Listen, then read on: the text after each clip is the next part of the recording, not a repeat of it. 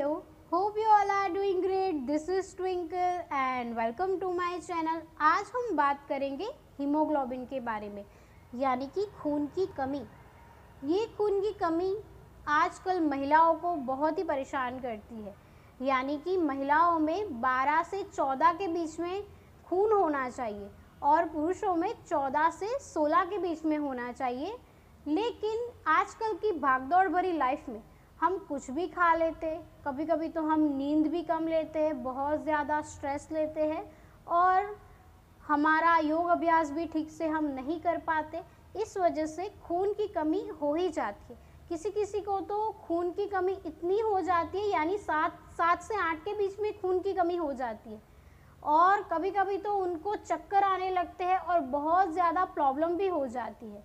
तो ये खून की कमी जो है वो क्यों होती है? भागदौड़ भरी लाइफ है हमारी, समझ सकते हैं कि आपको टाइम कम मिल रहा है। आप रात को हो सके तो जल्दी सोना स्टार्ट कर दीजिए और ख़ुद का ध्यान ज़्यादा रखिए। हम क्या कर रहे हैं, हमारे मोबाइल फ़ोन का हम बहुत ज़्यादा ध्यान रख रहे हैं, लेकिन खुद का ध्यान हम रख ही नहीं रहे। कभी कभी तो हम खुद को चार्ज करना भी भूल जाते हैं। मोबाइल फ़ोन को हम अच्छे से चार्जिंग मोड पर लगा देते, लेकिन खुद को चार्ज करना ही भूल जाते हैं। खुद को भी चार्ज करना बहुत ही ज़रूरी है। तो आपको नियमित रूप से सुबह जल्दी उठना है और मेडिटेशन करना है। जी हाँ, आप लोग सोच रहे होंगे कि मुझे कैसे पता चलेगा कि मेरे बॉडी में ब्लड कम हो गया है या फिर मेरे शरीर में खून की कमी है। तो चलिए मैं आपको कुछ सिम्टम्स बता देती हूँ, कुछ लक्षण बता देती हूँ कि हम कैसे पता कर सकते हैं कि हमारे शरीर में ब्लड कम हो गया है। जब आप उठते हो तो आपको ऐसा लगता है कि बहुत थकान हो रही है। भले आप अच्छे से सोए, लेकिन सुबह उठते ही आपको ऐसा लगता है कि यार बहुत थकान महसूस हो रही है, मेरा तो मतलब बॉडी पेन कर रहा है। तो ये भी एक लक्षण है।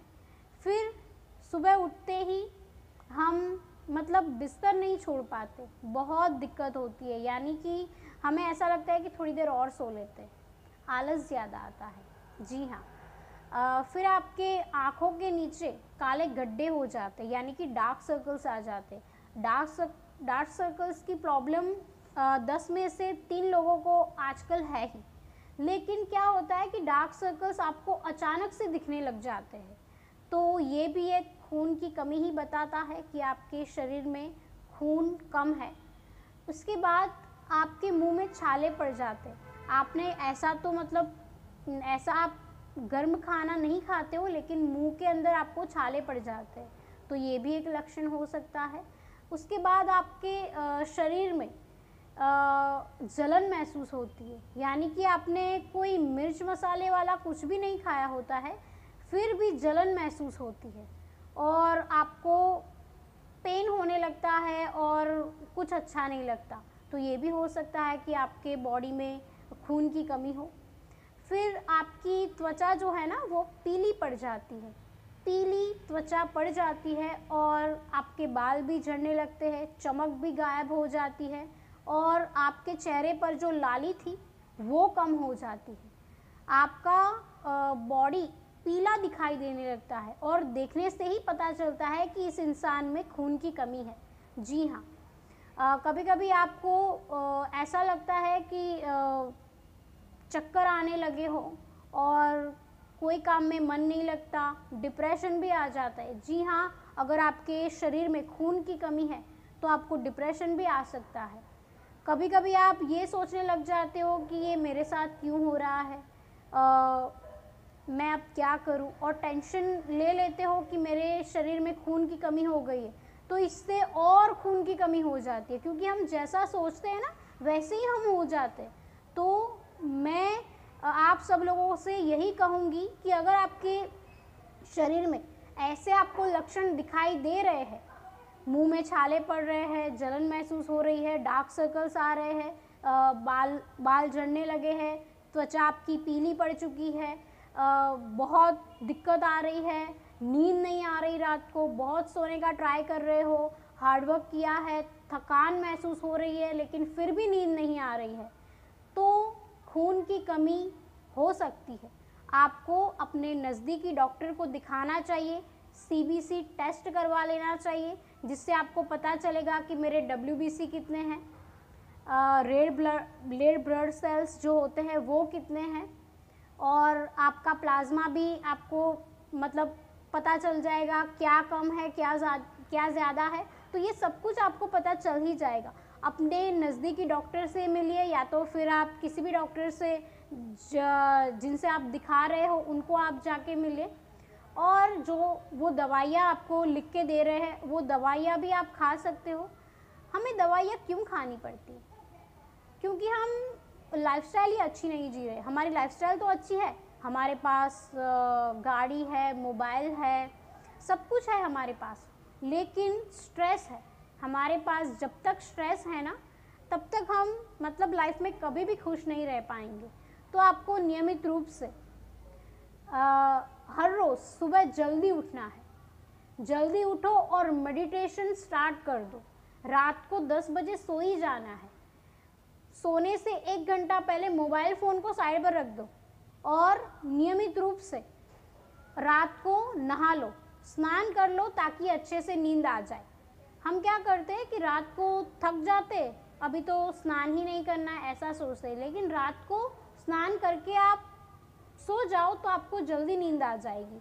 जल्द ही आप सो जाओगे, अच्छे से सो पाओगे, और आप खुद को एक बेहतर इंसान के रूप में पाओगे। जी हाँ, जो लोग रात को जल्दी सोते हैं ना, वो लाइफ में बहुत ज़्यादा सक्सेस हासिल करते हैं, और जो लोग सुबह जल्दी उठते हैं ना, वो तो आगे है ही, लेकिन रात को जल्दी से सो जाओ, 10 बजे सो जाओ, क्योंकि लेट नाइट तक जगना ये अच्छी बात नहीं है। आप नियमित रूप से सुबह जल्दी ही उठें। जल्दी कब उठेंगे आप? रात को जल्दी सो जाएंगे ना, तभी आप सुबह जल्दी उठ पाएंगे। सुबह जल्दी उठकर आपको ग्रेटिट्यूड देना है यूनिवर्स को। सुबह 4:30 बजे या 5 बजे उठ जाओ, 5:30 बजे मेडिटेशन करने बैठ जाओ, और मन ही मन ग्रेटिट्यूड दो कि thank you so much universe, ये आपने मुझे ये लाइफ दी है, मेरे सारे प्रॉब्लम्स ख़त्म हो रहे हैं, मेरे शरीर में हीमोग्लोबिन बढ़ रहा है। ऐसा ग्रेटिट्यूड भी दो। अगर आपके शरीर में हीमोग्लोबिन कम है तो आप यूनिवर्स को ऐसे ग्रेटिट्यूड भी शो कर सकते हो कि thank you so much universe, मैं स्वस्थ हो गया हूँ।